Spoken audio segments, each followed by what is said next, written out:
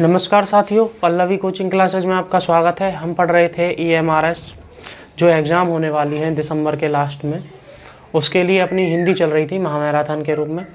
उसमें हमने अपनी जो स्वर संधि थी उसके सभी पार्टों को पढ़ लिया था और आज के पार्ट में हम पढ़ेंगे व्यंजन संधि को। जिन्होंने हमारी पहली वाली वीडियो नहीं देखी है हिंदी मैराथन वाली, वो जाकर उस वीडियो को देखें।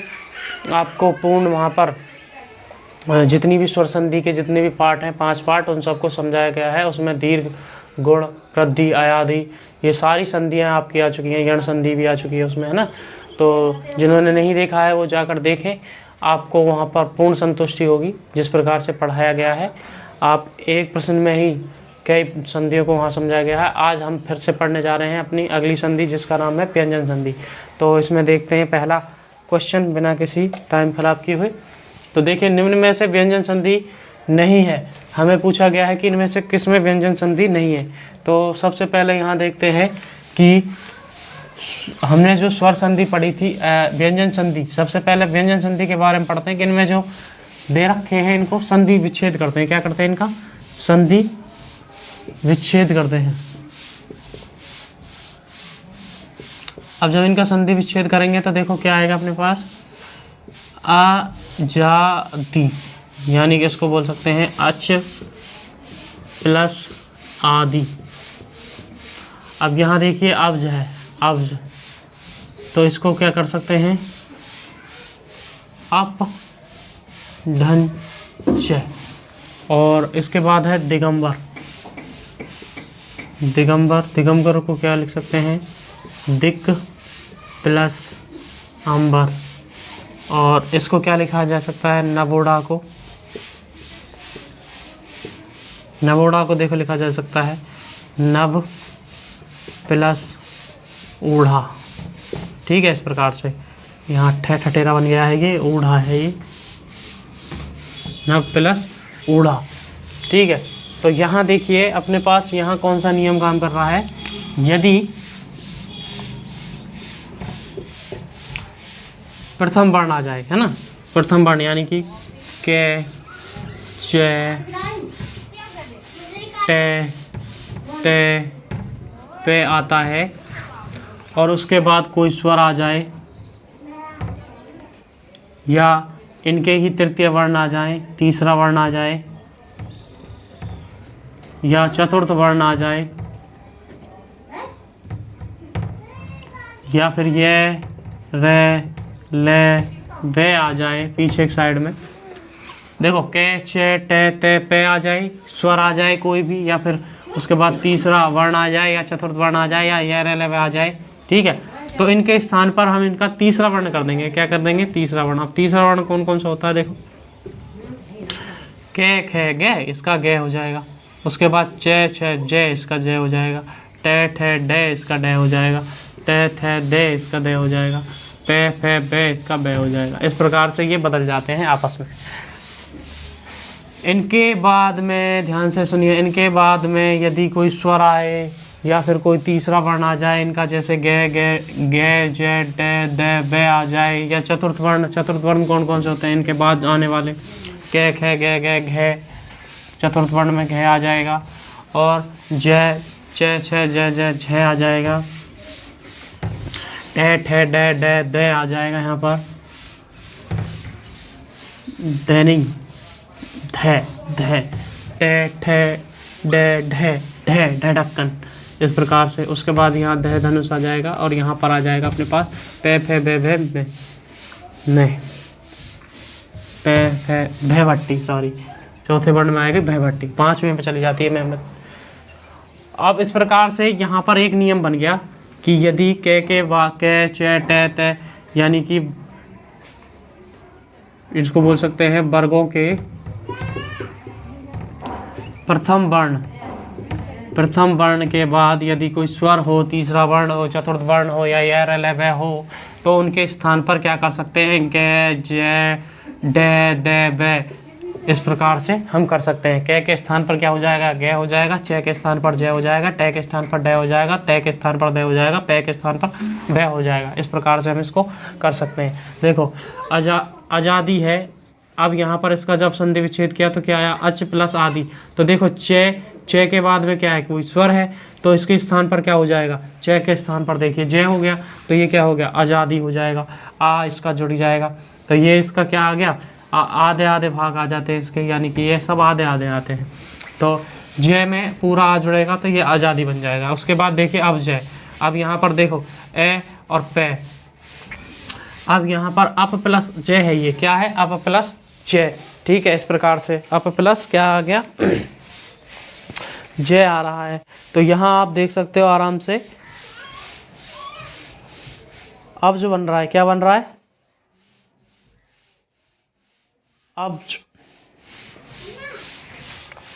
तो पे के स्थान पर क्या हो रहा है, देखो पे के स्थान पर आ रहा है वह, ये आ गया पे के स्थान पर वह। और लास्ट में क्या है, यहाँ पर जय है। अब जय क्या चीज़ है, जय यहाँ देखिए ये रहा, किसी वर्ण का तीसरा वर्ण आ गया, किसी वर्ग का क्या आ जाएगा, तीसरा वर्ण आ गया। ठीक है, इस प्रकार से यहाँ तीसरा वर्ण आ गया, ये चीज़ भी समझ में आ गई। अब उसके बाद देखिए दिक, यहाँ पर है दिगंबर, दिक प्लस अंबर, तो के आ गया, और उसके बाद में देखिए एम, यानी कि कोई भी स्वर्ण आ गया। के बाद में क्या आ गया, कोई स्वर्ण आ गया, के बाद में कोई स्वर आ गया, स्वर आते ही क्या हो जाएगा, के स्थान पर गय हो जाएगा, तो ये क्या बन जाएगा, गय, यानी कि जो अंबर था उसका ए कहाँ चला गया, के में, और क्या बन गया, ये दिगंबर। और उसके बाद देखिए नब ओढ़ा, नब प्लस ऊढ़ा, नब प्लस ऊढ़ा, यानी कि यहाँ पर ए है, यहाँ पर ऊ है, तो ए और ऊ मिलकर क्या बने, ओ बन जाएंगे। तो कौन सी संधि हो जाएगी, तो अब देखिए यहाँ पर नव प्लस ऊढ़ा, ए प्लस ऊ मिलकर क्या बनेंगे, यहाँ पर ओ बन जाएंगे, क्या बन जाएंगे, ओ बन जाएंगे। तो इसमें कौन सी संधि हो जाएगी, इसमें हो जाएगी अपनी गुण संधि। कौन सी संधि, गुण संधि। ए और ओ मिलकर क्या बनते हैं, ए और ओ मिलकर क्या बनते हैं, ओ।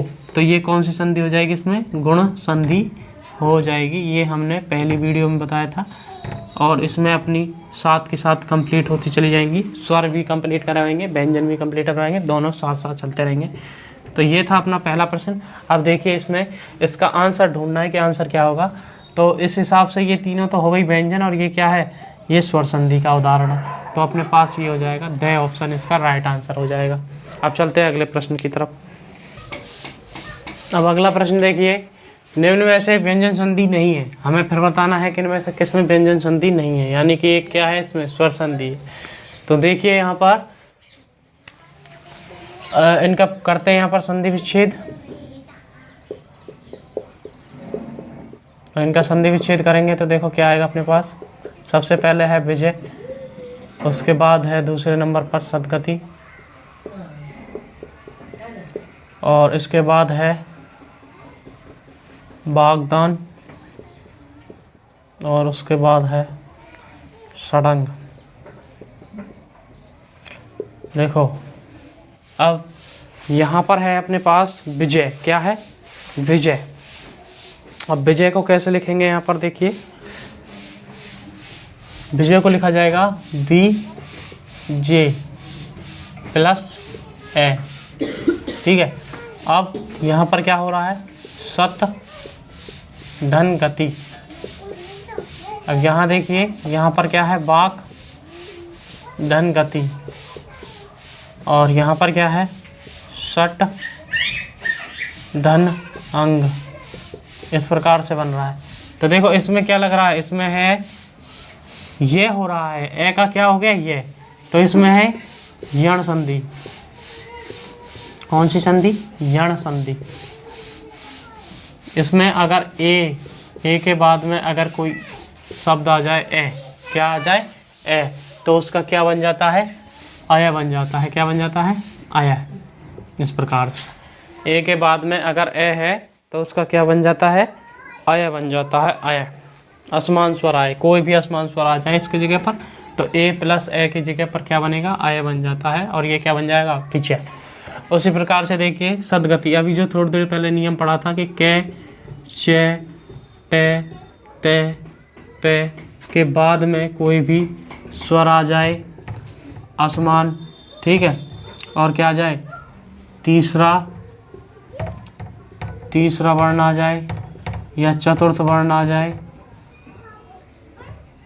या फिर उसके बाद में ये, रे, ले, ते, इनमें से कोई एक आ जाए तो इनके स्थान पर क्या हो जाता है, तीसरा हो जाएगा, यानी कि जय, इसका हो जाएगा गे, इसका हो जाएगा जय, इसका हो जाएगा जय, जैनी, टे ठे डे ढे, टे ठे डे डे डे डे, और इसका हो जाएगा ते थे दे, ते थे ते, और इसका हो जाएगा बे। इस प्रकार से तीसरा वर्ण हो जाएगा। ठीक है, तो देखिए यहाँ पर स त ते का क्या बन रहा है, दे बन रहा है, तो यहाँ पर दे बन रहा है, ये बन रहा है। ठीक है, इस प्रकार से तो ये व्यंजन संधि है। ये कौन सी है, वागदान, के स्थान पर तीसरा हो जाएगा वागदान, ये दान आएगा, गति के लिख दिया, वागदान। ठीक है, इस प्रकार से। षट अंग यानी कि ये टे का क्या बन रहा है, डे बन रहा है, टे का क्या बन रहा है, देखो डे बन रहा है। इसी प्रकार से ये भी कौन सी है, ये भी व्यंजन है, ये भी व्यंजन है, ये भी व्यंजन है। ये तीनों क्या हो गई, व्यंजन व्यंजन हो जाएंगे। तो अपने पास इसका राइट आंसर कौन सा बचा, ये वाला विजय, क्योंकि इसमें कौन सी संधि है, स्वर संधि। कौन सी, स्वर संधि। स्वर संधि में भी कौन सी है, यण संधि है। कौन सी है, यण संधि। तो राइट आंसर यहाँ पर हो जाएगा ए ऑप्शन के, ये व्यंजन संधि नहीं है। ये कौन सी संधि है, ये है अपने पास स्वर संधि में भी यण संधि। ठीक है, अब चलते हैं अगले प्रश्न की तरफ। अगला प्रश्न देखिए, निम्न में से व्यंजन संधि नहीं है, तो अपने पास है उन्मुख, तन्मय, षडमुख और पितृ आज्ञा। तो यहाँ देखिए अपने पास हमें बताना है कि इनमें से कौन सी संधि व्यंजन संधि नहीं है।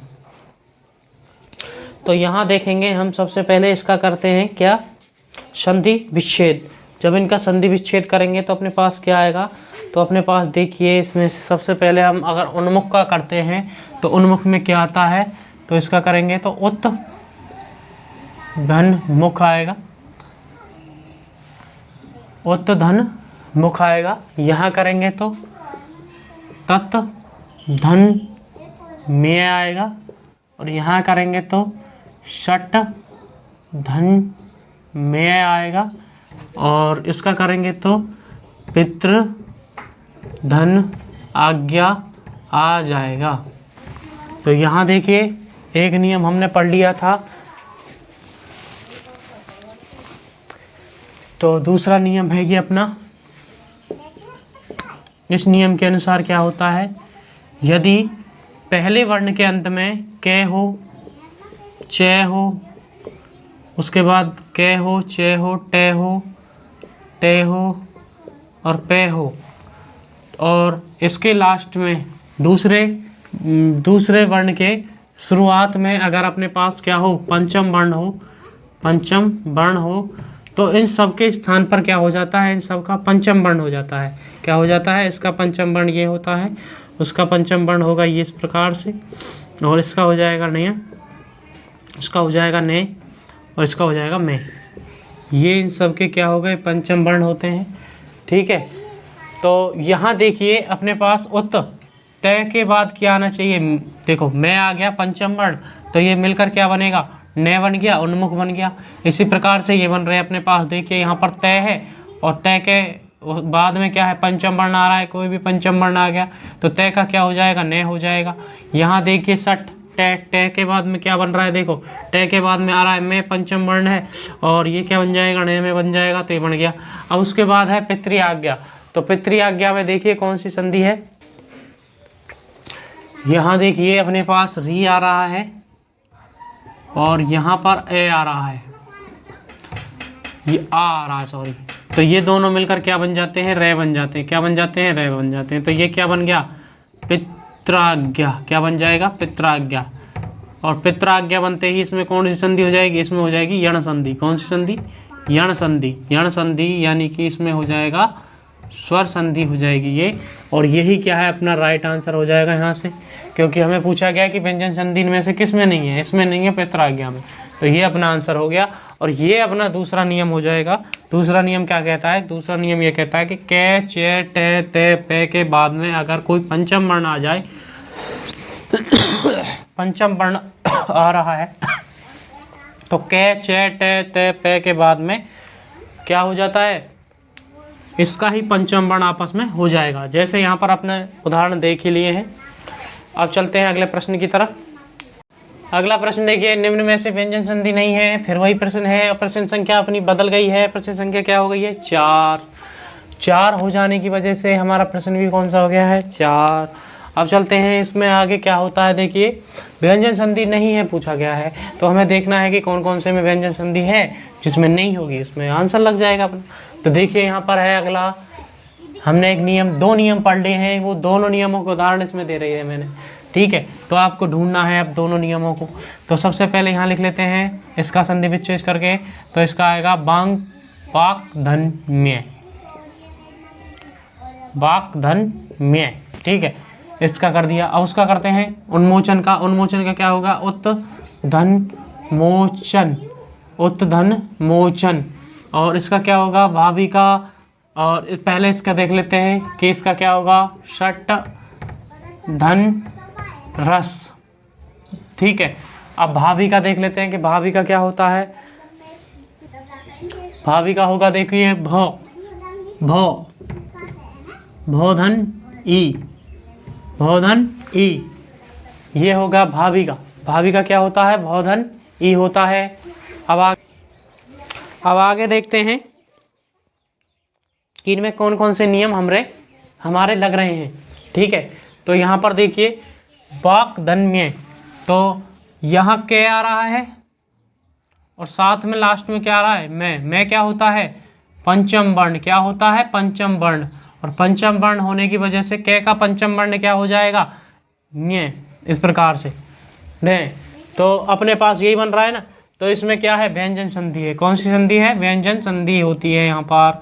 आगे चलते हैं, देखिए अगले उसमें उत्तधन मोचन। यहाँ देखिए तय आ रहा है प्लस में मैं आ रहा है, यानी कि ये भी क्या है? पंचम वर्ण है। क्या है? पंचम वर्ण। पंचम वर्ण है तो अपने पास तय का क्या होना चाहिए? न होना चाहिए। और यहाँ देखिए नहीं हो रहा है, तो ये भी कौन सी संधि है? व्यंजन संधि है। यहाँ देखेंगे भौधन ई, यहाँ है औ प्लस में ई, और औ और ई मिलकर क्या बनते हैं यहाँ पर? अब क्या बनते हैं? अब या आव, क्या बनते हैं? आप बनते हैं। तो आप बनते ही ये क्या हो जाएंगे? भा भी, भऊ, यानी इसका आऊ हमने निकाल लिया, ये भय बचा है। और ये आब होते ही कौन सी संधि हो गई? अयादि संधि। कौन सी संधि? अयादि संधि। अब यहाँ पर देखिए सठ धन रस, तो हमने जो पहला नियम पढ़ा था उस पे जाइए, क्योंकि यहाँ कोई पंचम वर्ण तो है नहीं। तो क्या हो, यहाँ पर आ गया अपने पास, ये क्या है? ये रे ले वे में से आ गया, ये रे ले वे में से आ गया इधर। और इधर क्या है? इधर है अपने पास टे, यानी कि प्रथम वर्ण। प्रथम वर्ण जब प्रथम वर्ण के बाद में अगर ये रे ले वे हो तो क्या हो जाता है? उसका तृतीय वर्ण हो जाएगा, टे ठे डे आ गया। तो देखिए यहाँ पर भी षड रस है, तो ये क्या है?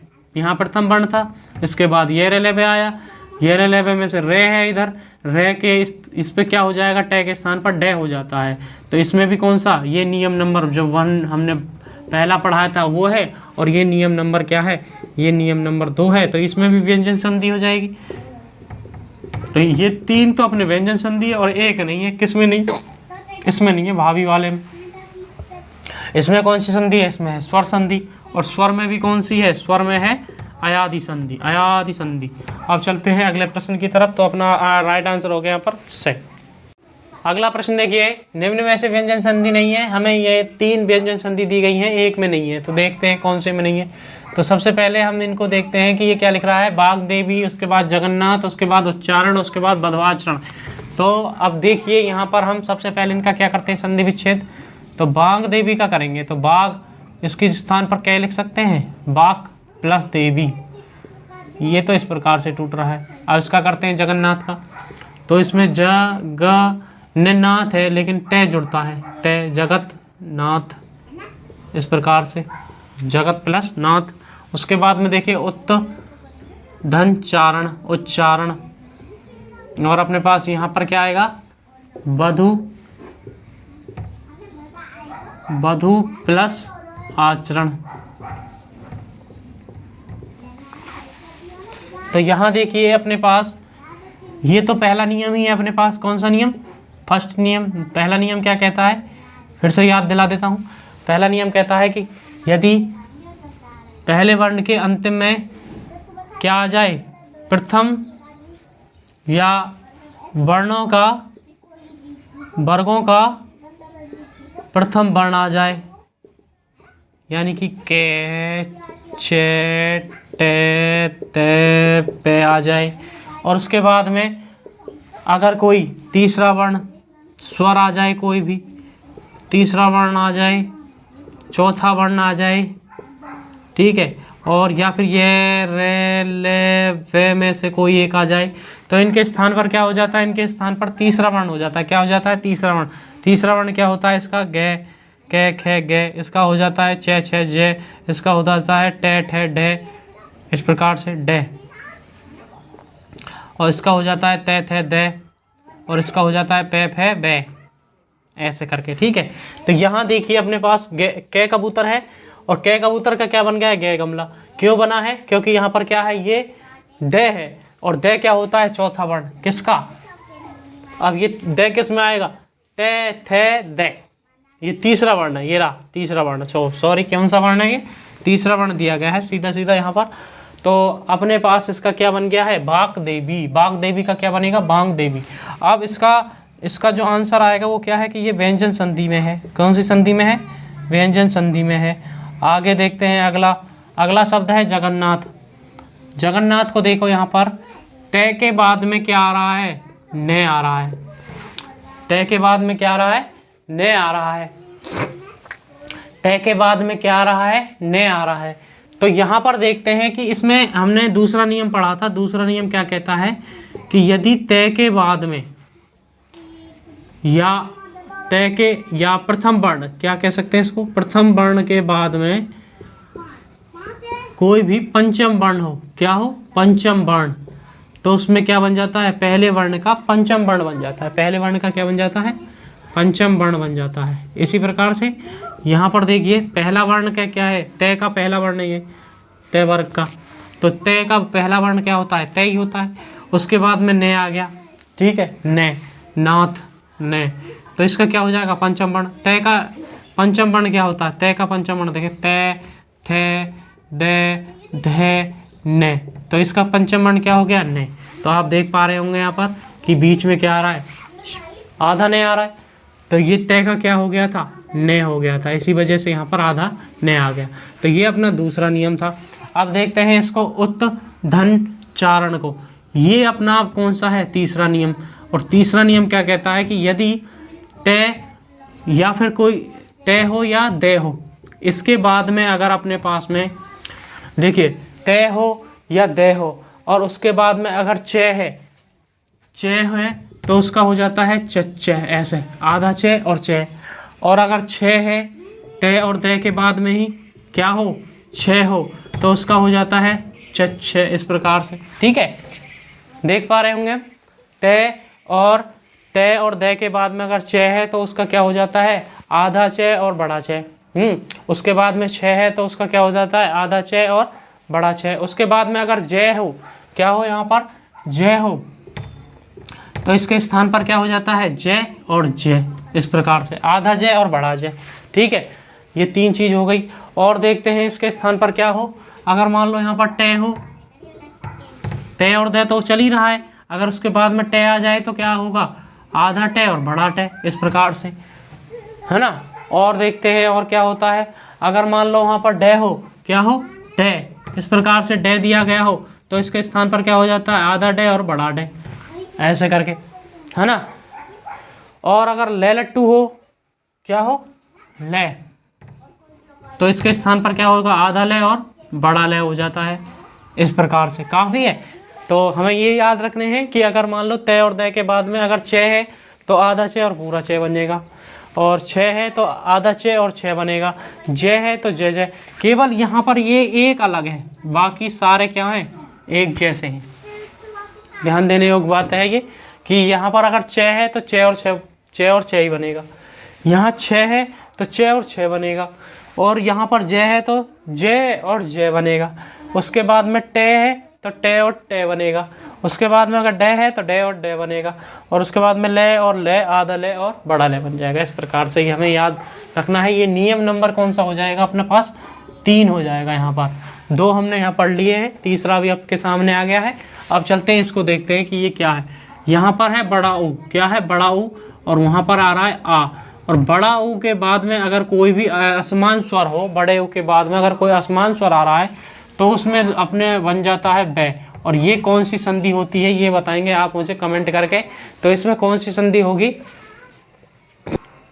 तो ये है अपने पास कौन सी संधि है, ये मैंने पिछली वीडियो में बताया था, इसमें बता देता हूँ कि ये है यण संधि। कौन सी संधि, यण संधि। और यण संधि होने की वजह से ये कैसी संधि है, स्वर संधि है। स्वर संधि है तो ये व्यंजन संधि नहीं होगा, और व्यंजन संधि नहीं है तो यही क्या होगा, अपना आंसर हो जाएगा। इस पर हम लगा देते हैं टिक, ऑप्शन नंबर डी अपना राइट आंसर। अब चलते हैं अगले प्रश्न की तरफ। अगला प्रश्न देखिए, अपने पास प्रश्न तो वही है कि व्यंजन संधि नहीं है, वो हमें छांटनी है। छांटेंगे किसमें से, इन तीनों में से। एक यहाँ पर स्वर संधि होगी, 3 व्यंजन संधि है, और अपने जो नियम चल रहे हैं वो नियम है। तो यहाँ देखिए उज्ज्वल, तो इसमें आएगा उत, ठीक है, और ध्वन ज्वल, ये इसका संधि विच्छेद हो गया। इसका देखेंगे तत् धन टीका, ये तट टीका बन जाएगा।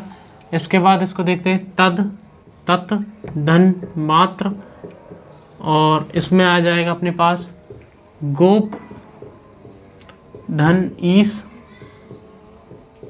ठीक है, इस प्रकार से।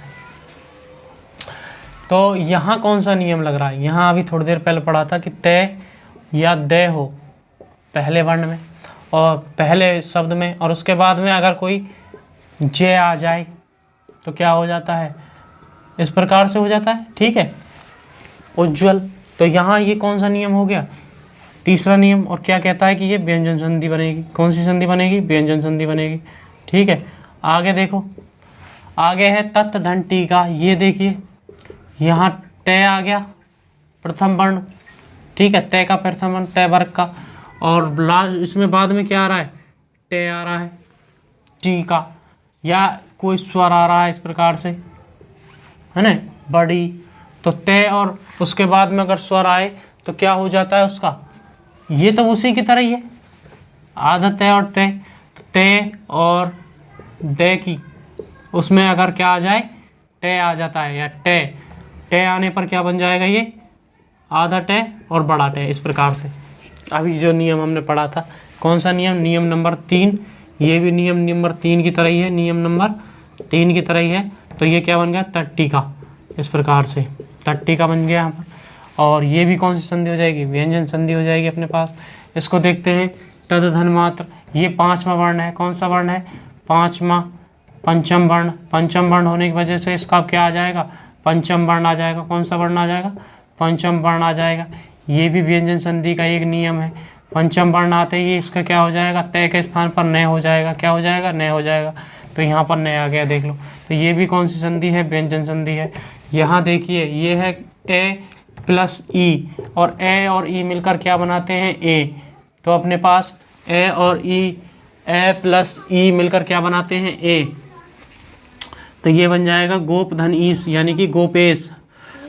तो ये कौन सी संधि है, ये है गुण संधि। कौन सी संधि, गुण संधि। और गुण संधि किस में आती है, स्वर संधि में। और स्वर संधि क्या है, ये इसमें व्यंजन संधि नहीं है। तो यही अपना आंसर हो जाएगा, ऑप्शन नंबर डी अपना राइट आंसर हो जाएगा। अब चलते हैं अगले प्रश्न की तरफ। प्रश्न देखिए, निम्न में से व्यंजन संधि का उदाहरण है। हमें यह बताना है इनमें से कौन सा व्यंजन संधि का उदाहरण है। तो देखते हैं यहाँ पर सबसे पहले इनका हम करते हैं संधि विच्छेद।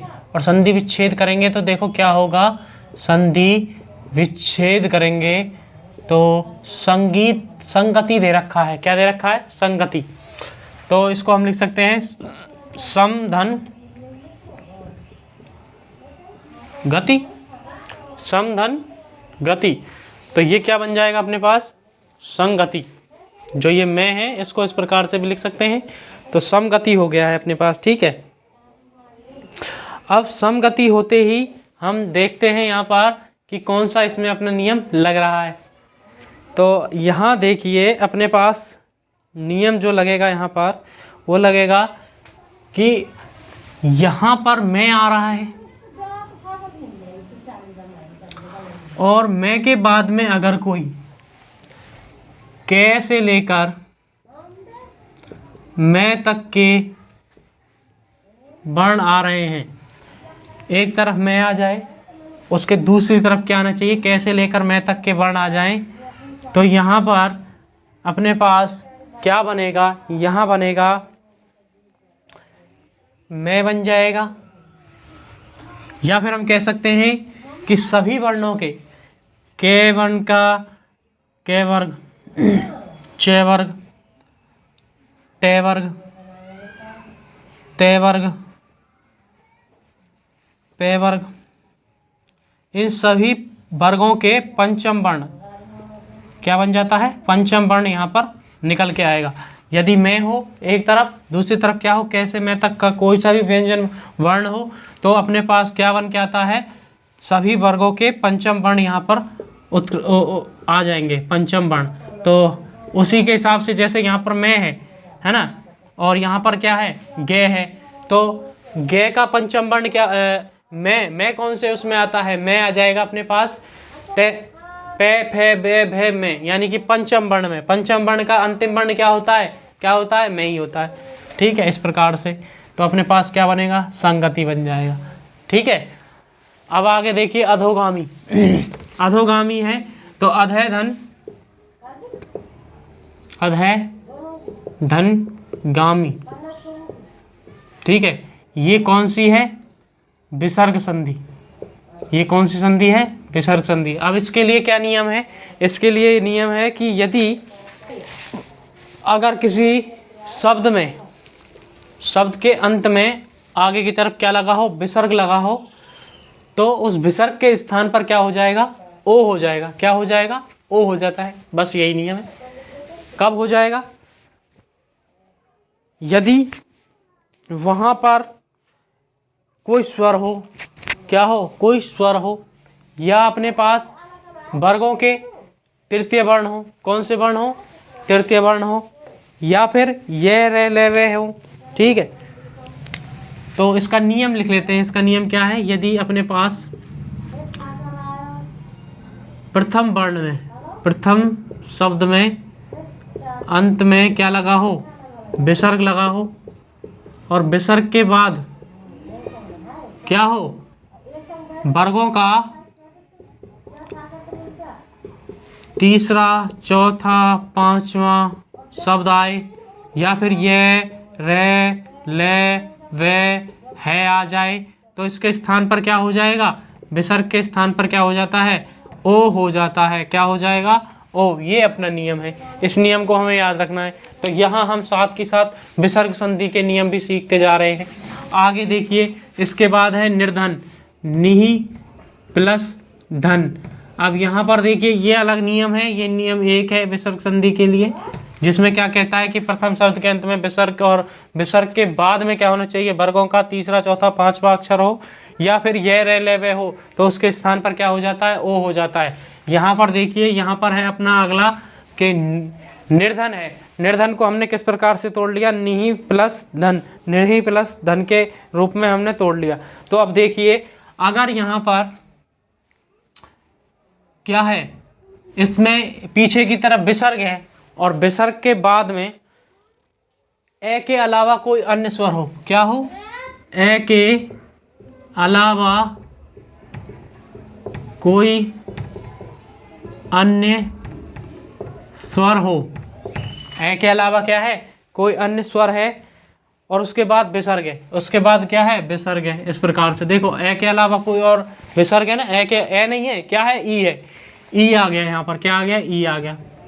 ई के बाद में अगर स्वर है, तो उसके बाद देखिए क्या होता है, और यहाँ पर भी कोई स्वर हो, ठीक है, तो इसका क्या बन जाएगा, रे बन जाता है। सीधा सीधा सा इतना सा याद रखना है, क्या बन जाएगा, रे बन जाएगा। क्या बन जाएगा, रे बन जाएगा। बस हमें इतना सा याद रखना है।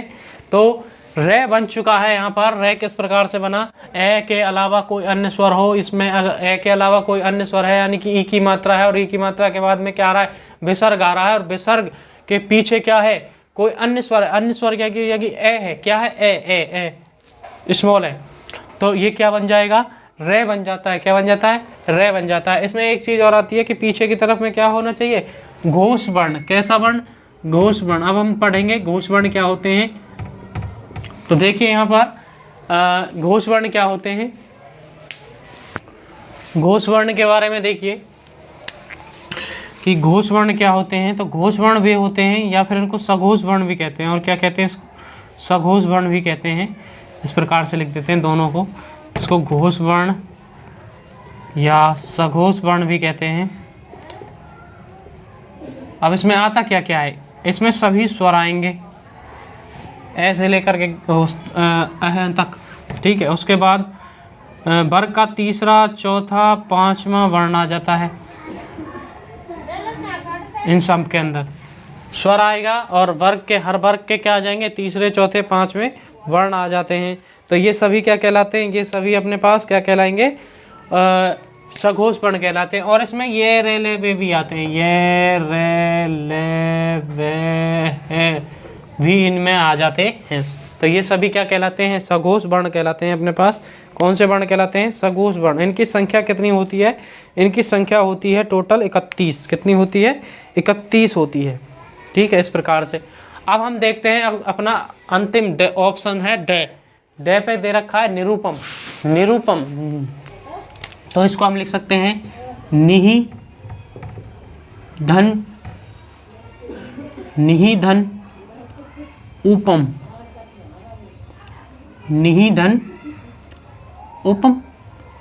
इस प्रकार से छोटा हो, निहि धन उपम, उपम, ठीक है। निहि धन उपम यहाँ पर हो जाएगा। तो देखिए यहाँ पर क्या आ रहा है, इसी के हिसाब से देखते हैं। ए के अलावा कोई अन्य स्वर के बाद विसर्ग है, यानी कि नी यहाँ पर भी बन रहा है। उसके बाद में अगर कोई स्वर है, स्वर आ गया देख लो, तो क्या बन जाता है? इसका रे बन जाता है। क्या बन जाएगा?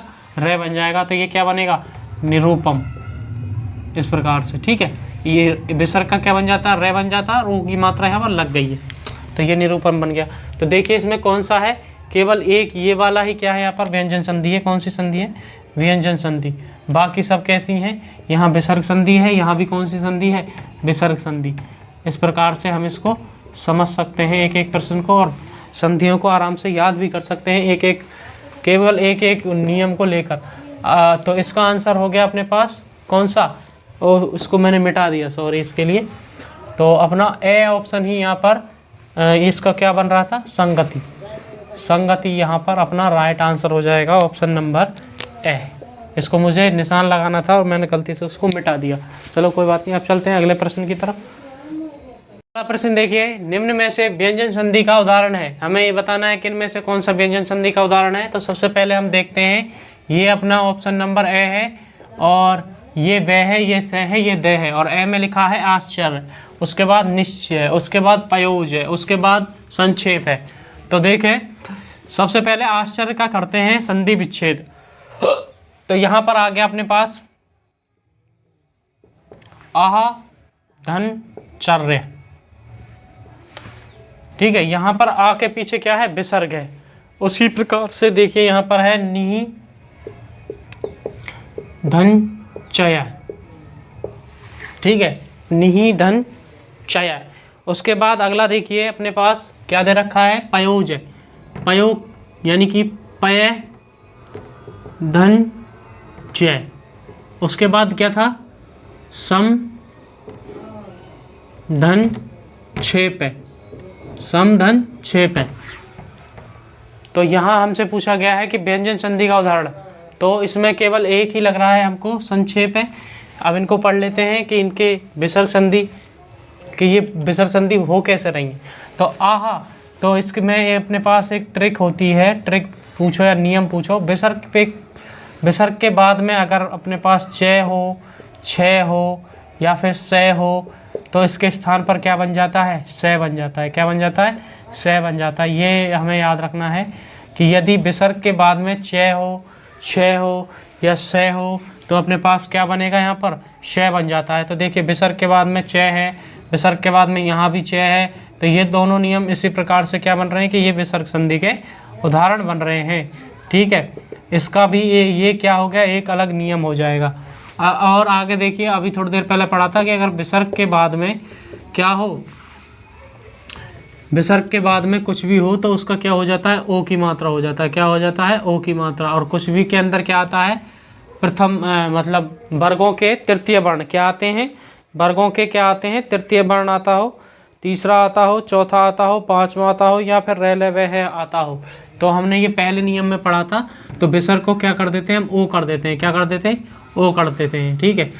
और सम धन छेप, अब इसमें देखो मैं आ रहा है और बाद में 6 आ रहा है। तो यदि मैं आ रहा हो और उसके बाद में हमारे पास कुछ भी हो मतलब जैसे कि अपने पास क्या हो, यहाँ पर ये रे ले वे हो, जैसे यहाँ पर क्या हो, या तो ये रे ले वे हो, या फिर शे से और है हो, या फिर से हो, या फिर क्षत्रज्ञ हो। क्या हो, क्षत्रज्ञ हो। इस प्रकार से क्षत्रज्ञानी हो, और एक और होना चाहिए श्री। इस प्रकार से ऐसे करके। अब इनमें से कुछ भी आ जाता है तो क्या बनेगा, यहाँ पर मैं के स्थान पर क्या बनता है, तो मैं के स्थान पर अनुस्वार हो जाता है। क्या हो जाता है, अनुस्वार। जो ये ऊपर दिखाई दे रहा है ना, ये वाला, ये क्या होता है, इसको क्या बोलते हैं हम, अनुस्वार बोलते हैं। क्या बोलते हैं, अनुस्वार हो जाता है। ठीक है, इसका क्या हो गया, अनुस्वार हो गया। तो इस प्रकार से हमारे पास जो इसका राइट आंसर हो जाएगा वो कौन सा हो जाएगा, संक्षेप। यहाँ पर क्या है, व्यंजन संधि का उदाहरण है। इसके नियम कितने हो गए, इसके पास देखो, एक तो एक हो गया। विसर्ग के बाद में अगर अपने पास तीसरा चौथा पांचवा वर्ण हो, विसर्ग के बाद में अगर मैं तीसरा चौथा पांचवा वर्ण हो, या फिर ये रे ले वे है हो, तो उसके स्थान पर क्या हो जाता है, ओ हो जाता है। एक नियम ये पढ़ लिया। और यहाँ पर विसर्ग के बाद में अगर चे हो, छे हो, से हो, तो उनके स्थान पर क्या हो जाता है, से हो जाता है। ये भी किसका है, विसर्ग संधि का उदाहरण। एक नियम और पढ़ा था, एक नियम क्या पढ़ा था हमने, यदि विसर्ग संधि के लिए हमने दूसरा नियम क्या पढ़ा था, यदि ए के अलावा अन्य स्वर हो, ए के अलावा, जैसे ये हमने यहाँ पढ़ा था निर्धन के लिए क्या पढ़ा था कि शुरुआत के उसमें ए के अलावा कोई और स्वर हो और उसके बाद में विसर्ग हो। ठीक है, तो क्या पढ़ा था इसके लिए, ठीक है, ये इतना पढ़ा था। और अगर उसके बाद में कोई अन्य स्वर हो, क्या हो, अन्य स्वर हो, कोई भी स्वर हो, या फिर सघोष वर्ण हो या घोष वर्ण हो। घोष वर्ण मैंने अभी थोड़ी देर पहले बताए थे क्या होते हैं घोष वर्ण। तीसरे चौथे पांचवें वर्ण होते हैं, सभी स्वर होते हैं इसके अंदर, और व्यय होते हैं। ठीक है, ये सभी किस में होते हैं, घोष वर्ण के अंदर। तो इस प्रकार से हमने इसको पढ़ लिया और इसका आंसर आ गया दे। अब चलते हैं अगले प्रश्न की तरफ। अब अगला प्रश्न देखिए, इनमें से एक शब्द शुद्ध है वह है। अब ये जितने भी हमने प्रश्न ले रखे हैं 8 से लेकर 18 तक, यहाँ पर इन सब के अंदर ऑप्शंस में एक एक शब्द शुद्ध है, वह आप देखना है कौन सा शुद्ध शब्द है। तो देखिए यहाँ पर प्रिय दर्शनी लिखा हुआ है ए में, उसके बाद है प्रिय दर्शनी लिखा है, उसके बाद है प्रिय दर्शनी लिखा है, और उसके बाद प्रिय दर्शिनी लिखा है। तो ये सभी प्रिय दर्शनी लिखे हुए हैं, लेकिन इनमें से हमें बताना है कि शुद्ध कौन सा है। तो हम इसमें देख सकते हैं कि जब हम प्रिय दर्शनी लिखते हैं तो किस प्रकार से लिखा जाता है। तो अपने पास आता है प्रिय दर्शनी, इस प्रकार से लिखेंगे। तो हम देखते हैं इनमें से अपना राइट आंसर कौन सा होगा। तो इसमें देखिए प्रिय, ये एक ही मात्रा है, इस वजह से गलत हो गया। प्रिय दर्शनी, यहाँ बड़ी की मात्रा है, ये गलत है। यहाँ देखो दोनी, इसमें से पे छोटी की मात्रा है और उस बड़े पे ये तो सही है अपना, ये यहाँ पर सही है और ये गलत हो जाएगा क्योंकि नी पर क्या है, यहाँ पर छोटी की मात्रा है। अब आगे देखते हैं 9वें नंबर की तरफ। तो इसमें लिखा है श्रृंगार, श्रृंगार, श्रृंगार और श्रृंगार। तो देखिए अपना कौन सा यहाँ पर सही होगा। तो यहाँ पर अपना सही हो जाएगा, जब हम श्रृंगार लिखते हैं तो इस प्रकार से लिखा जाता है श्रृंगार। जो श्रृंगार लिखते हैं शुद्ध रूप में किस प्रकार से लिखा जाता है, इस प्रकार से। तो देखिए इसमें से कौन सा है, यहाँ सी है, ये गलत है। यहाँ श्रेय है पर इस प्रकार से नहीं घूम रहा है, ये भी गलत है।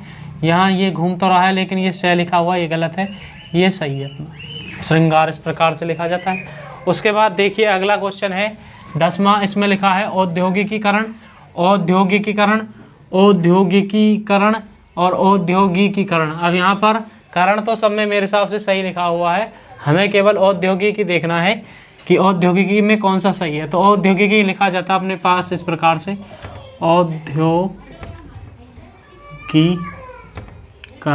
इस प्रकार से, ठीक है।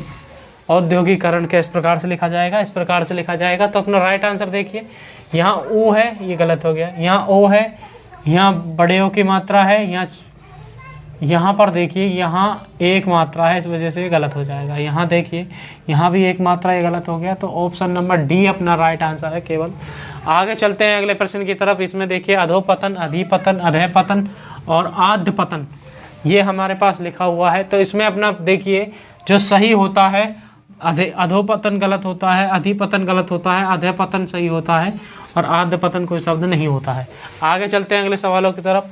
इसमें है 12वें नंबर पे देखिए सन्मुच, ऐक्यता। इसमें दो शब्द हैं। अब ये दोनों देखो, यहाँ पर जो सन्मुच लिखा है और ऐक्यता लिखा हुआ है, ये दोनों ही क्या है यहाँ पर गलत शब्द हैं। उसके बाद देखिए ये है अपने पास उत्कर्षता और तदोपरांत, ये दोनों गलत हैं यहाँ पर। उसके बाद देखिए पूजनीय और पूज्य, ये पूजनीय शायद सही है लेकिन पूज्य क्या यहाँ पर गलत है। अच्छा ये दोनों ही सही से लग रहे हैं देखने में तो, लेकिन ये सही, अच्छा पूजनीय में क्या है, बड़े ऊ की मात्रा आती है, यहाँ पर अपने पास ये सही है पूजनीय, ये वाला पूजनीय सही है और ये गलत है। और पूज्य नहीं होता, वो पूजनीय होता है, इस प्रकार से पूजनीय ऐसे करके, ये गलत हो गया। तो इसमें अपना जो राइट आंसर हो जाएगा उत्कर्ष और पूजनीय सही है। आगे चलते हैं अगले सवाल की तरफ। अब ये देखो आशीर्वाद लिखा हुआ है, तो आशीर्वाद बोलने, जब इसको बोलेंगे तो बोला जाएगा आरसीवाद, तो ये गलत है। अनुल, यहाँ पर पता नहीं, अनिल हो सकता है शायद ही। निरीक्षण में बड़ा रही आता है इस प्रकार से, तो ये भी गलत है। कृपालु तो गलत ही हो जाएगा। एक के साप्ताहिक, एक के में ये मात्रा आती है और ये गलत हो गया इस प्रकार से। अब यहाँ पर देखो आजीविका और आशीर्वाद है, ये दोनों सही है। ये आशीर्वाद बोलने में सही है और आजीविका सही लिखा हुआ है यहाँ पर, तो ऑप्शन नंबर डी इसका सही हो जाएगा। अब चलते हैं 14वें प्रश्न की तरफ। यहाँ देखिए सन्मुख, सम्मुख, सम्मान और संहार, इनमें से हमें देखना है कि अपना कौन सा राइट आंसर हो जाएगा। तो देखिए हमने जब भी पढ़ा है उसको सम्मुख पढ़ा है, क्या पढ़ा है, सम्मुख, इस प्रकार से लिखते हैं सम्मुख को, सम्मुख। अब इसमें से देखते हैं कि सम्मुख सही कौन सा लिखा हुआ है। सन्मुख गलत है, सम्मुख सही है, सम्मान गलत है और संहार ये थोड़ा सा गलत है, ये भी संहार होता है, संहार नहीं होता है, ठीक है, इस प्रकार से। अब देखेंगे 15वां क्वेश्चन की तरफ। पुनरावलोकन, सौंदर्य, पुनरागमन और अभ्यारण्य, इनमें से हमें बताना है कि अपना कौन सा सही है।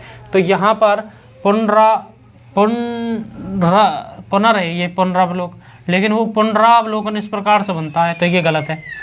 सौंदर्य भी गलत है यहाँ पर, अब सौंदर्य गलत है। और इसमें देखिए पुनरागमन ये गलत है क्योंकि ऊपर चला जाता रहे। और अभ्यारण्य ये सही है, यहाँ पर अभ्यारण्य सही है एकदम। आगे देखते हैं 16वें क्वेश्चन की तरफ। तो इसमें लिखा है द्वंद्व, ये द्व करके ऐसे लिखा हुआ है, इसमें अन्न की मात्रा नहीं है। तो यहाँ देखिए दबंध, ये दबंध है और ये द्वैबंध, ये द्वैबंध है। तो यहाँ पर ये गलत है, ये गलत है, ये भी गलत है और ये सही है द्वंद्व, क्योंकि द्वंद्व समास इस प्रकार से लिखा जाता है। अब यहाँ पर देखते हैं कि अनुशासन लिखा हुआ है, क्या लिखा हुआ है, अनुशासन। तो अनुशासन इस प्रकार से लिखा जाता है, देखो अनुशासन। तो कौन सा ऑप्शन सही होगा, यहाँ पर देखिए अनुशासन, इसमें ये गलत है। अनुशासन देखिए ये सही है, यहाँ पर इसमें तीनों 24 चीज़ें सारी एक जैसी हैं। यहाँ पर ये दोनों सही गलत हैं और यहाँ पर ये सही गलत हैं। अब चलते हैं अपने इसके अंतिम प्रश्न की तरफ। तो ये है यहाँ पर अधर्म, अघर्म और ये अधर्म, अधर्म, ये इस प्रकार से है। तो ये भी गलत है, यहाँ पर ये गलत है, ये सही है अधर्म, और ये भी गलत है। तो यहाँ पर ये सारे हमने देख लिए हैं। अब चलते हैं अपने नेक्स्ट प्रश्नों की तरफ। प्रश्न देखिए, हर समय दूसरों की कमियां ढूंढने वाला वाक्यांश के लिए सार्थक शब्द होगा। तो इसके लिए जो अपने पास सार्थक शब्द होगा उसके ऑप्शंस हैं छिद्रान्वेषी, चुगलखोर, दुष्ट और आलोचक। तो आप बताइए कि इस प्रश्न का उत्तर क्या होगा। तो इस प्रश्न का उत्तर होगा छिद्रान्वेषी। क्या होगा, छिद्रान्वेषी होता है। अब आगे देखिए अगला प्रश्न, ऐसा रोग जो छूने मात्र से फैलता हो। अब हमें बताना है कि ऐसा कौन सा रोग है जो छूने मात्र से फैलता है। अच्छा ये बताना नहीं है, उसको क्या कहते हैं, वाक्यांश के लिए एक शब्द होगा, उसे क्या कहेंगे। ऐसा रोग जो छूने मात्र से फैलता हो, वाक्यांश के लिए सार्थक शब्द क्या होगा या एक शब्द क्या होगा। तो देखिए घातक रोग, संक्रामक रोग, चर्म रोग, असाध्य रोग। तो इसके लिए जो राइट आंसर होता है वो होता है अपने पास संक्रामक रोग। संक्रामक रोग को हम क्या कहते हैं, जो छूने मात्र से फैले। अब देखिए दुराग्रह शब्द का अर्थ है, तो हमें बताना है दुराग्रह के लिए एक शब्द क्या अर्थ क्या होगा। तो इसमें देखिए जिसका घर बहुत दूर हो, दुराग्रह, ऐसे नहीं लेना है। अब उसके बाद देखिए दुष्ट का ग्रह, दुराग्रह यानी कि दुष्ट का ग्रह, उसके लिए अनुचित बात के लिए आग्रह, और उनमें से कोई नहीं। तो इसका जो अपना राइट आंसर हो जाएगा अनुचित बात के लिए आग्रह, यहाँ पर सही आंसर होगा। सॉरी। अब आगे देखिए अनर्थकारी शब्द का क्या अभिप्राय है। अब हमें बताना है कि अनर्थकारी शब्द जो है उसका क्या अभिप्राय है। तो यहाँ पर देखिए विपरीत अर्थ करने वाला, अमौद्रिक अर्थ करने वाला, विशिष्ट अर्थ करने वाला या अनिष्ट करने वाला। तो अनर्थकारी होता है विशिष्ट अर्थ करने वाला। जो अनर्थकारी होते हैं वो कैसी बात करते हैं, विशिष्ट अर्थ का अनर्थ कर देते हैं वो लोग। हमने कहा कुछ है वो कुछ और बना देंगे उस बात का, तो क्या होंगे, विशिष्ट अर्थ करने वाले, अलग अर्थ करेंगे बिल्कुल ही। अब देखिए शरीर यात्रा के लिए जितना आवश्यक हो उससे अधिक पैसा अन्न आदि को न लेना, अर्थ को व्यक्त करता है। तो हमें बताना है कि ऐसा कौन सा अर्थ है इनमें से जो इसका अर्थ निकालता हो। तो देखिए अपरिचित, प्रजातांत्रिक, अपरिपक्व और अपरिग्रह। अब अपरिग्रह यहाँ पर सही लग रहा है, अपरिचित तो वो अनजान अनजान हो जाते हैं, ठीक है। तो अपरिचित यहाँ पर राइट आंसर हो जाएगा। मानसिक भाव छिपाना वाक्यांश के लिए सार्थक शब्द है। कौन सा भाव छिपाना है, मानसिक भाव। तो असूया, एमर्स, अभहितता और अक्षधूर्त। तो यहाँ पर राइट आंसर हो जाएगा अभहितता। अभहितता क्या होता है, मानसिक भाव छिपाना। अब देखिए घूमने फिरने वाला साधु वाक्यांश के लिए एक शब्द है। तो हमें बताना है कि घूमने फिरने वाला साधु क्या कहलाता है, योगी कहलाएगा, तपस्वी कहलाएगा, श्रमण कहलाएगा या परिव्राजक कहलाएगा। तो इसका जो राइट आंसर हो जाएगा वो हो जाएगा परिव्राजक। क्या कहलाता है, घूमने फिरने वाला साधु कहलाता है। अब चलते हैं अगले प्रश्नों की तरफ। अगला प्रश्न देखिए, इनमें से आकाश का सही पर्याय है। अब देखिए अपने ऑप्शन हैं सर, बाष्प, व्योम, उत्पल। तो इसका राइट आंसर देखिए, राइट आंसर हो जाएगा ऑप्शन नंबर सी। आकाश का सही पर्याय क्या है, यहाँ पर व्योम है। आगे देखिए कौन सा शब्द केस का पर्यायवाची नहीं है।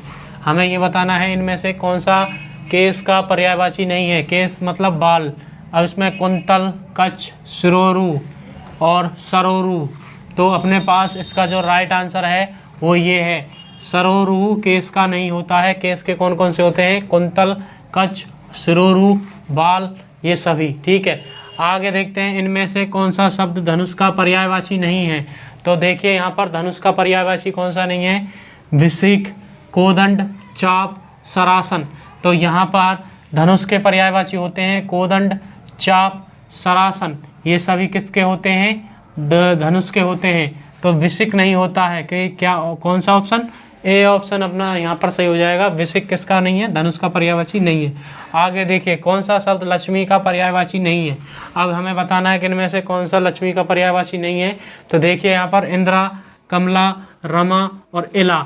अपने पास इंद्रा होता है लक्ष्मी का, कमला होता है लक्ष्मी का, रमा होता है लक्ष्मी का, लेकिन इला नहीं होता है, ठीक है। आगे देखिए समुद्र का पर्यायवाची शब्द नहीं है। अब हमें बताना है कि समुद्र का इनमें से पर्यायवाची कौन सा नहीं है। तो जलधि, जलज, पारावार, वारिधि। आप भी हमें कमेंट करके बताइए कि इनमें से कौन सा नहीं है। तो इसमें होता है जलज। जलज जो है वो समुद्र का नहीं होता है। समुद्र का कौन कौन सा है, जलधि, पारावार और वारिधि होता है। जलज होता है कमल का। अब चलते हैं आगे। स्त्री, स्त्री का पर्यायवाची शब्द नहीं है। अब इसमें से बताना है कि स्त्री का पर्यायवाची कौन सा नहीं है। पाणी, वनिता, ललना, कामनी। तो अपने पास इसका जो राइट आंसर हो जाएगा वो हो जाएगा पाणी। स्त्री का क्या नहीं होता, पानी नहीं होता, वनिता होता है, ललना होता है, कामनी भी होता है। आगे देखिए 32वां प्रश्न, शाखा मृग किस शब्द का पर्यायवाची है। यहाँ पर अपने पास ऑप्शन में दिया गया है बानर, हिरन, मोर और नीलगाय। यहाँ अपने पास जो इसका राइट आंसर होगा, शाखा मृग होता है का पर्यायवाची शब्द है वो हो जाएगा बानर का, यानी शाखा मृग, बानर, बंदर, ये सभी किसके पर्यायवाची हैं? बंदर के। और अगला चलते हैं, बादल का पर्यायवाची है, तो हमें बताना है कि इनमें से बादल का पर्यायवाची कौन सा है। तो देखिए जलज, ये कमल का है, नीरज भी कमल का है, नीरव और जलद, यहाँ पर जलद अपना राइट आंसर हो जाएगा। बाकी ये जलज हुआ, नीरज हुआ, ये किसके होते हैं? ये कमल के होते हैं। और जलद जिनके पीछे दे लग जाए वो किसके होते हैं? बादल के होते हैं। ठीक है, अब चलते हैं अगले प्रश्न की तरफ। अगला प्रश्न देखिए, ऋजु का विलोम शब्द है। हमारे पास यहाँ ऑप्शंस हैं सरल, त्रिकोण, वक्र और सीधा। तो इसका जो राइट आंसर हो जाएगा वो अपने पास हो जाएगा, ऋजु का विलोम शब्द क्या होगा? वक्र हो जाएगा। क्या हो जाएगा? वक्र। आगे चलते हैं, किसमें विलोम युग्म सही नहीं है? विलोम युग्म दे रखे हैं, कौन सा सही नहीं है वो हमें देखना है। तो रहित का है विरहित, स्मरण का है विस्मरण, संकल्प का है विकल्प और सम्मुख का है विमुख। तो यहाँ सम्मुख का विमुख सही है और संकल्प का विकल्प सही है, स्मरण का विस्मरण सही है, लेकिन रहित का विरहित नहीं होता है, ये गलत है। तो ऑप्शन नंबर ए अपना क्या हो जाएगा? यहाँ पर सही हो जाएगा प्रश्न के हिसाब से। आगे देखिए, सुकृति का विलोम शब्द है, तो अपने पास हमें बताना है कि सुकृति का विलोम शब्द इनमें से कौन सा है? तो दुष्कृति, प्रकृति, प्रतिकृति और अनुकृति। आप बताइए कि इसका आंसर क्या होगा? तो इसका आंसर होगा सुकृति का विलोम शब्द क्या होता है? दुष्कृति। क्या होता है? दुष्कृति। अगला सवाल है, घृणा शब्द का विलोम शब्द नहीं है। अपने पास घृणा शब्द है, उसमें देखना है कि उसका विलोम शब्द कौन सा नहीं है। तो प्रेम, तिरस्कार, प्यार और अनुराग। तो अपने पास ये सभी घृणा के विलोम शब्द हैं, प्रेम, प्यार और अनुराग, लेकिन तिरस्कार नहीं है। तिरस्कार किसका होता है? तो आप बताएंगे कमेंट में कि तिरस्कार का विलोम शब्द क्या होगा। वैसे इसका सत्कार होता है, पर आप बताएं। बताओ तुमने क्या करा। अगला प्रश्न है, सूक्ष्म शब्द का विलोम शब्द है। इनमें से देखिए सूक्ष्म का विलोम शब्द क्या होगा? सूक्ष्म, छोटा, स्थूल या नाजुक। तो आप बताइए इसमें से इसका आंसर क्या होगा? तो सूक्ष्म का होता है स्थूल। क्या होता है? स्थूल। आगे चलते हैं, चिरंतन शब्द का विलोम शब्द है। अब इसमें से देखिए इसके ऑप्शन क्या हैं? शाश्वत, सनातन, नश्वर और अविच्छिन्न। तो चिरंतन शब्द का विलोम शब्द क्या होगा? अपने पास हो जाएगा इसका नश्वर हो जाएगा। क्या हो जाएगा? नश्वर इसका राइट आंसर हो जाएगा। अब देखिए गुप्त का विलोम शब्द क्या है, हमें बताना है कि गुप्त का विलोम शब्द क्या होगा। तो यहाँ देखिए मुक्त, भुक्त, प्रकट या लिप्त। गुप्त का मतलब होता है गायब हो जाना और एकदम से इसका विलोम शब्द क्या होगा? प्रकट हो जाना। ठीक है, आगे चलते हैं, अपकर्ष का सही विलोम शब्द है। तो यहाँ उत्कर्ष है, अपयश है, अपकार है और उपकार है। तो अपने पास इसका अपकर्ष का विलोम शब्द सही होगा उत्कर्ष। उत्कर्ष हो जाता है अपकर्ष का विलोम शब्द। उसके बाद है अनुज का विलोम शब्द है। तो हमें बताना है कि अनुज का विलोम शब्द क्या होगा। तो मनुज, अग्रज, कनिष्ठ और वरिष्ठ। तो अनुज का विलोम शब्द हो जाता है अग्रज। क्या हो जाता है? अग्रज। अब चलते हैं अगले प्रश्नों की तरफ। अगला प्रश्न देखिए, जेब कतरा शब्द में कौन सा समास है। तो हमें बताना है कि जेब कतरा शब्द में यहाँ पर कौन सा समास है।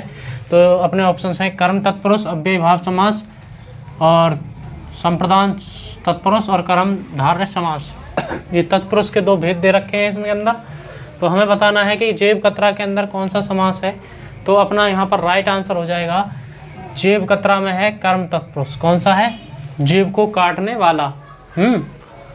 क्योंकि कर्म का जो अर्थ होता है वो किसके उसमें आता है? को, कर्ता ने कर्म को, इस प्रकार से। तो जेब को काटने वाला कौन हो गया? ये इसमें हो जाएगा कर्म तत्पुरुष। आप देखते हैं आगे, आप बीती शब्द में समास है, कर्म धारय समास, द्वंद्व समास, दिगु समास, तत्पुरुष समास। तो यहाँ अपने पास देखिए इस ऑप्शन का जो राइट आंसर हो जाएगा वो हो जाएगा ऑप्शन नंबर 4। इसमें भी कौन सा है? तत्पुरुष समास है। आगे देखिए, लाजवाब में कौन सा समास है। तो हमें बताना है कि लाजवाब जो शब्द है इसमें कौन सा समास होगा? तत्पुरुष समास, बहुब्रीहि समास, अव्ययी भाव समास और कर्मधारय समास। अब लाजवाब में जो है यहाँ पर अव्ययी भाव है। कौन सा है? अव्ययी भाव समास है। ठीक है, अब चलते हैं आगे। आस पास और हीन भावना, ये दो हैं यहाँ पर, इनमें कौन सा समास है हमें बताना है। अपने ऑप्शंस देखिए, द्वंद्व समास, कर्मधारय समास। यानी कि आसपास में द्वंद्व है और हीन भावना में कर्मधारय है, या फिर दोनों में ही द्वंद्व है। या फिर एक में आगे वाले में कर्मधारय है और पीछे वाले में द्वंद्व है, और उन दोनों में क्या है, कर्मधारय है। तो यहाँ पर अपना जो राइट आंसर हो जाए, इसको बोलेंगे आस पास। आस पास का होगा आस और पास। और हीन भावना क्या होती है, हीन भावना इस डैश की वजह से द्वंद्व नहीं होंगे दोनों, कभी गलत करके आ जाओ ना, इसमें होगा कर्मधारय। तो ऑप्शन नंबर ए यहाँ पर अपना सही है। ऑप्शन नंबर ए यहाँ का क्या हो जाएगा, सही। तो अब चलते हैं अगले सवाल की तरफ। किस शब्द में अव्ययी भाव समास नहीं है? यहाँ नहीं के बारे में पूछा है, अव्ययी भाव नहीं है।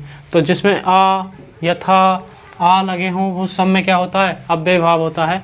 तो यहाँ श्रम साध्य अपना सही हो जाएगा कि इसमें अव्ययी भाव समास नहीं है। आगे चलते हैं। शक्ति के अनुसार का सामासिक पद है, तो इसमें ऑप्शन है शक्तिमान, शक्तिपुंज, शक्तिशाली, यथाशक्ति। क्योंकि ये देखो शक्ति के अनुसार ये होता है यथाशक्ति, ये अव्ययी भाव समास है इसके अंदर। अब शिवार्पण शब्द में कौन सा तत्पुरुष है? शिवार्पण में है अपने पास कर्म तत्पुरुष समास। कौन सा है? तत्पुरुष समास। ठीक है, यहाँ पर कौन सा हो जाएगा, तत्पुरुष समास अपने पास राइट हो जाएगा। पांचों तंत्रों का समाहार, पांचों तंत्रों का समाहार का विग्रह सही समास है। तो यहाँ पर देखिए पंचिका तंत्रम, पंचातंत्र या पंचम मंत्रम और पंचतंत्र। तो अपने पास यहाँ राइट आंसर हो जाएगा ऑप्शन नंबर डी, इसका राइट आंसर है। आप सभी इसको देख लीजिए एक बार। तो ये थे हमारे आज के प्रश्न। अब पेपरों से पहले एक वीडियो और आपको दे दी जाएगी हिंदी से संबंधित, और अगर आपको वीडियो अच्छी लगे तो इसे लाइक करें, अपने दोस्तों के साथ शेयर करें और हमारे चैनल को सब्सक्राइब करें। धन्यवाद।